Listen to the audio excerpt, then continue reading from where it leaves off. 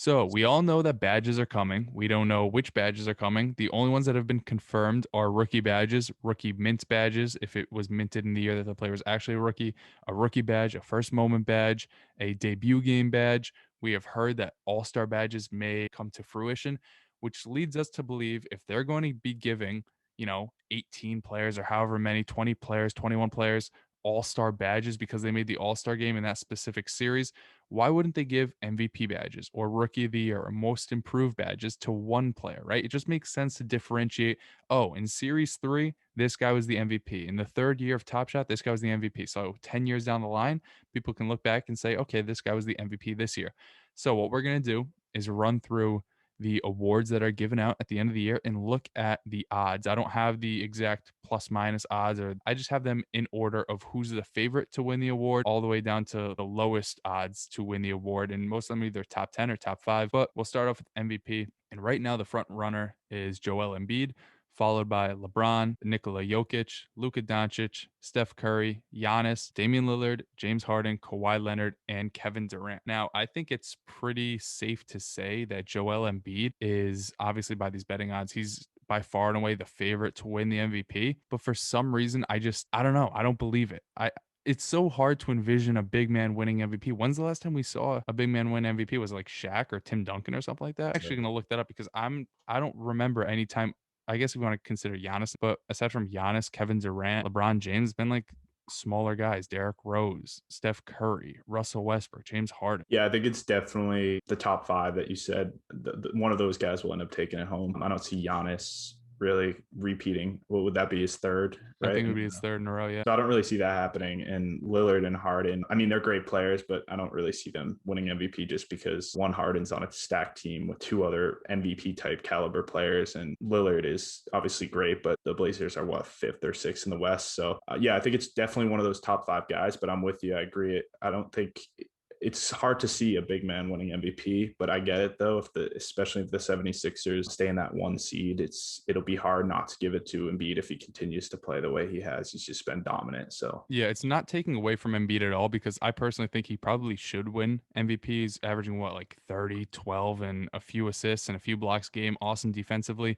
Isn't really shooting the best, but he's a center. What do you really care about? I look back through time. The last time a center won MVP was the 1999 to 2000 season. It was Shaquille O'Neal. The only power forwards who have won it have been Tim Duncan, Kevin Garnett, Dirk Nowitzki, and then I guess we're going to consider Giannis a power forward, even though he handles the ball a lot of the time. Since 2000, those are the big name guys, but it's weird because we haven't seen one happen. But at the same time, do we really think LeBron is going to win MVP? He probably should win it every year, but he's not going to. Like last year, he didn't even win it. Giannis won it, even though he didn't make the finals, and LeBron James won the finals. As far as Jokic goes, they're very similar in terms of their impact to their team, both Joel Embiid and Nikola Jokic. The fact is, Embiid is currently the 1 seed and Jokic is like the 6th seed. So that makes sense to me that he's not ahead or, number 2 in the race or number 1 in the race. Luka Doncic having an incredible year. He's still super young. He's got a lot of time left to win that award. And then a guy like Steph Curry, for what he's doing, the fact that they don't have the supporting cast that he's had in the past, and they're probably still going to make the playoffs, and he's putting up ridiculous numbers like 30 points and 6 assists. It's good on him. It shows how valuable he truly is. But is he really going to win the award over a guy like Joel Embiid, who has never won before? And in my opinion, the MVP award is kind of like, other than these repeat winners like Giannis, it's mostly just giving it to new players because if they didn't, then LeBron and Kevin Durant would win it every year they're healthy. So I can't see a center winning. I do see Joel Embiid coming away with that. Now, what's that going to do for you in terms of Top Shot? Probably not a lot because Joel Embiid is super expensive. But if you want to get in on his, 35,000 CC Series 2 card, and then 8 months down the line, after everything is set in stone and this year is over and he wins MVP, if he gets that MVP badge, I'm sure he'll be a lot more expensive than other 35,000 CC type of players. yeah, I agree. I really see no one but Embiid winning it right now as we're recording this. But yeah, I think the badge element of like Top Shot makes it super interesting in terms of a long-term investment standpoint, just because how much fluctuation in prices could potentially happen.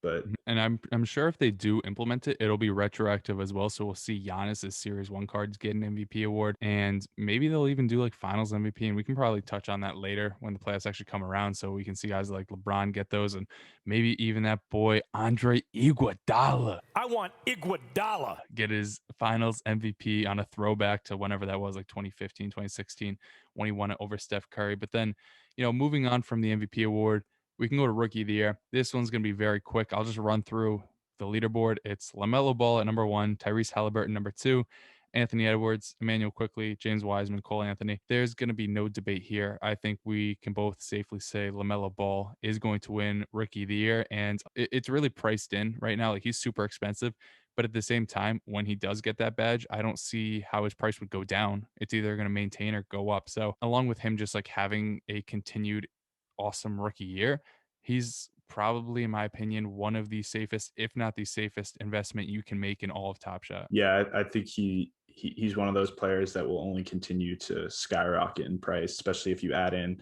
a Rookie of the Year badge and potentially a playoff appearance, even though they'll probably lose. But yeah, I don't know. I mean, Halliburton's been playing really well, and even guys like Edwards have had pretty good moments in Top Shot and then just in the NBA as well. But yeah, I think it's LaMelo's to lose at this point, and yeah, super safe investment, I think, if you're looking at it from a long-term perspective. But And it's crazy to think about too that we've literally seen this kid grow up. Like, you follow basketball, you saw him at Chino Hills when he was like starting as a freshman, just 5'2", while his brothers were dominating. He's over there just shooting half court shots. Then people kind of hated on him because all he was doing was cherry picking. He had like that 92-point game or something. People said he was garbage. And then he goes overseas. Nobody really sees what happens. He played at like Spire Academy with Rocket Watts and those boys.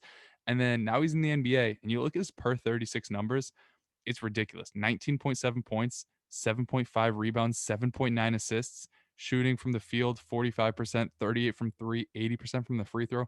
A lot of these rookies can never hit free throws. He's out there proving them wrong. He is having a fantastic year. And just looking at Tyrese Halliburton as well, these are two teams, the Hornets and the Kings, who every time I see a player get drafted there, I'm like, fuck, they're done. Their career's over. Marvin Bagley got killed there.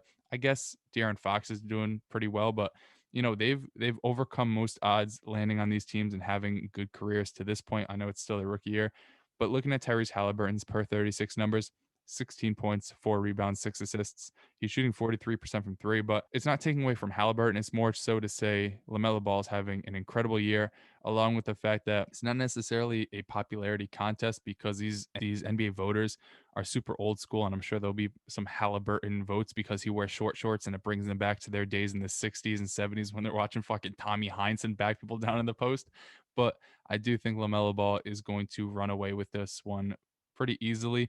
I think probably the most controversial, or the one that isn't so set in stone, the award that is the most improved player, because there's a lot of guys out here getting buckets that weren't getting buckets a year ago. The odds right now have Jeremy Grant of the Detroit Pistons at number 1, Julius Randle 2, Christian Wood 3, Jaylen Brown 4, Shea Gilgeous-Alexander 5. And then after that, I think we can kind of write them off because they're either not great or they were kind of, decent before then and they didn't really improve all too much. We have Chris Boucher, Colin Sexton, Sabonis, DeJounte Murray, Michael Porter Jr. I think of the top 5, you can kind of shake it any way that you want. And I wouldn't argue with who's going to win it because Jeremy Grant is having a fantastic year, but he's on the Pistons and that team fucking blows. So I could see the argument that, okay, he got better, but he also moved teams and he got the opportunity to be better. Same thing with Christian Wood, right? He was already decent last year. Nobody wanted him for some stupid reason. The Pistons, again, getting rid of him. We touched on it a few weeks ago, I think. And then now he's on the Rockets. He's kind of the main man there. I know they have pretty big names like John Wall and Victor Oladipo, but when Wood's out there, he's their best player. So there's that argument to be made. I could realistically see Julius Randle win the award because the Knicks are doing so well. And although he was pretty good in New Orleans and although he was pretty good before that in LA, the level that he's playing at right now, averaging like 23, 12, 6 and shooting well from the 3. I don't know. It's going to be hard for me to believe that a guy who's going to lead a team that nobody believed in to a 5th or 6th seed is going to lose to a guy putting up worse numbers on a team at the bottom of the East. Yeah, I see most improved, at least from my perspective. I see it as like a 3-man race between Jeremy Grant, Julius Randle, and Jaylen Brown. Just because, I mean, Christian Wood has made major improvements on his game, and his stats show that, obviously.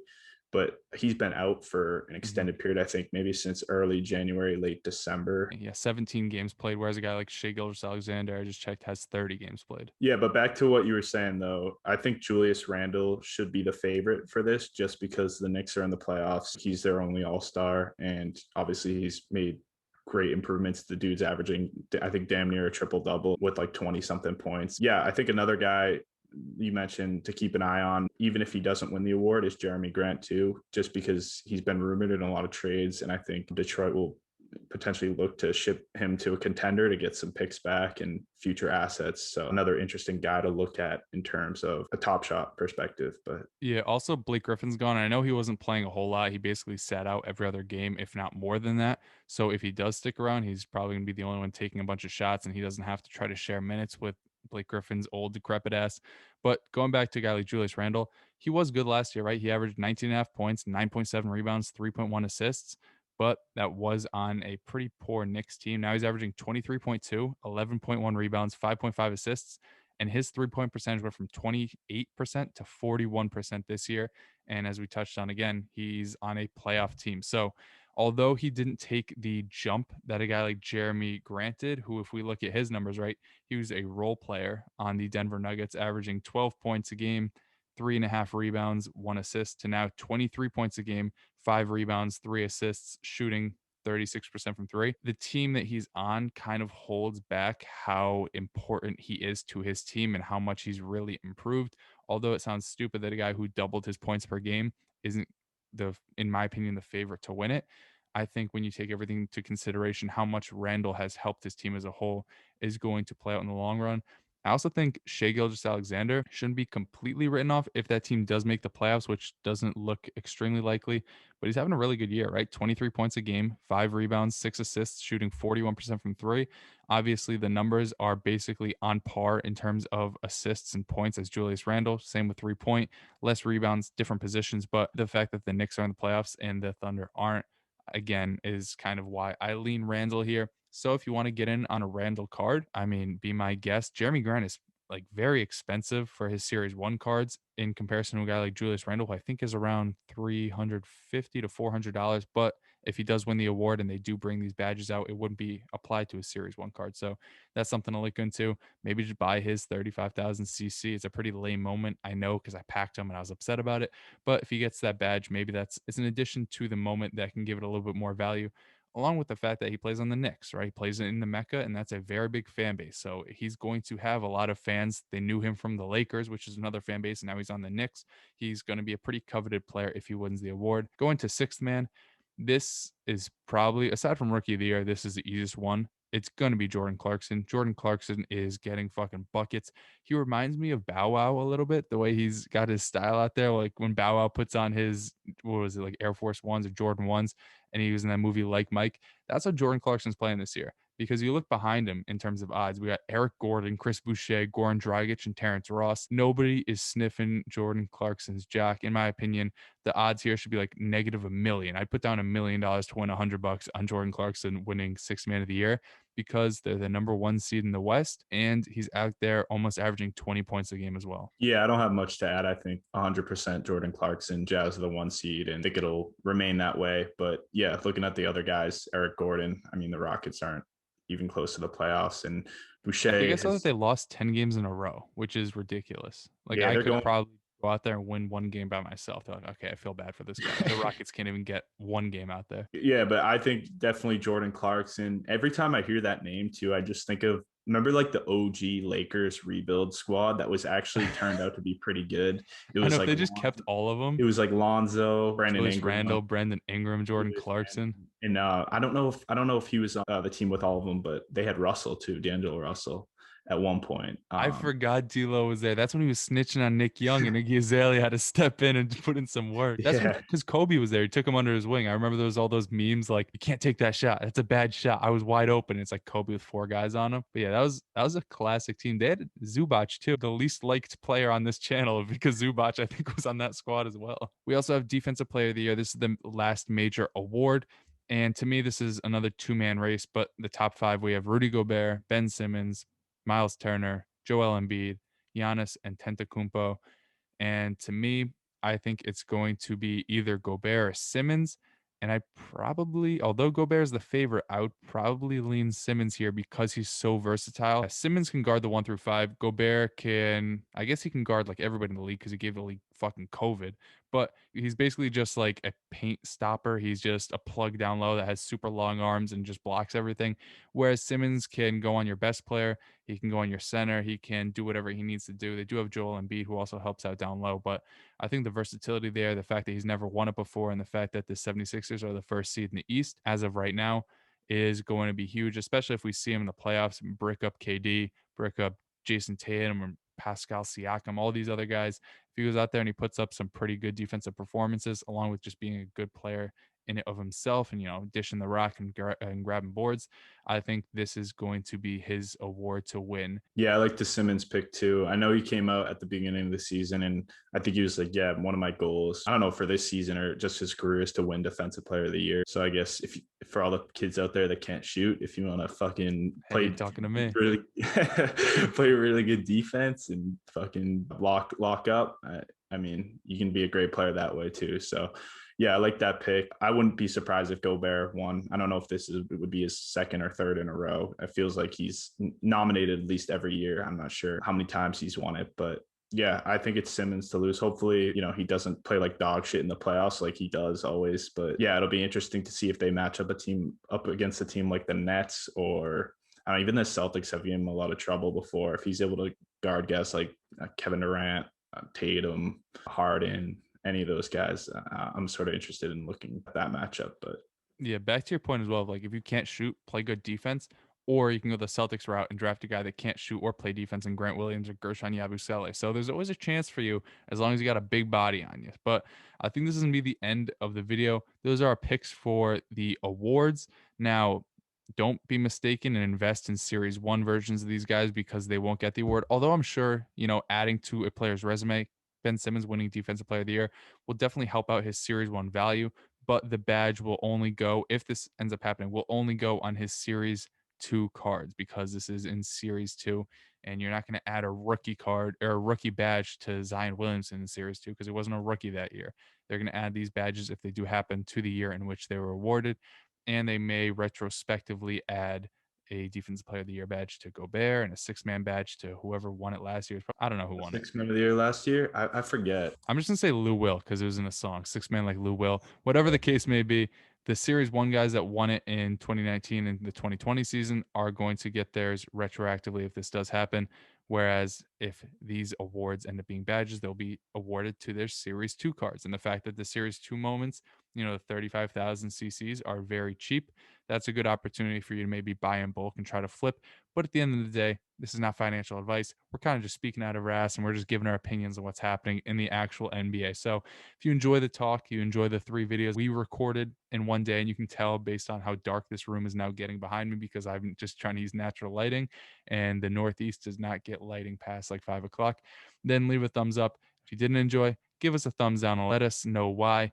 But unless you have anything else to add, I think this is going to be where we wrap up. Yeah, the only thing I was going to say is I looked it up. Montrezl Harrell won last year. Fuck Montrezl Harrell. Your favorite player. Yeah, love watching him miss layups down low. But that's all we got for today.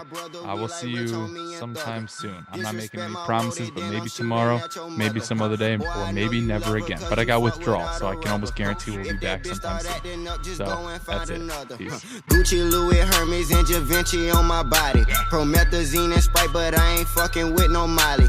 Big shout out to Kodak Black, he follow me on Insta. If you wanna chop it up, I put it in a blender. Flock of smoking niggas, I ain't got nothing to give you. I'm shooting out the sunroof, so shooting out the window. Yeah,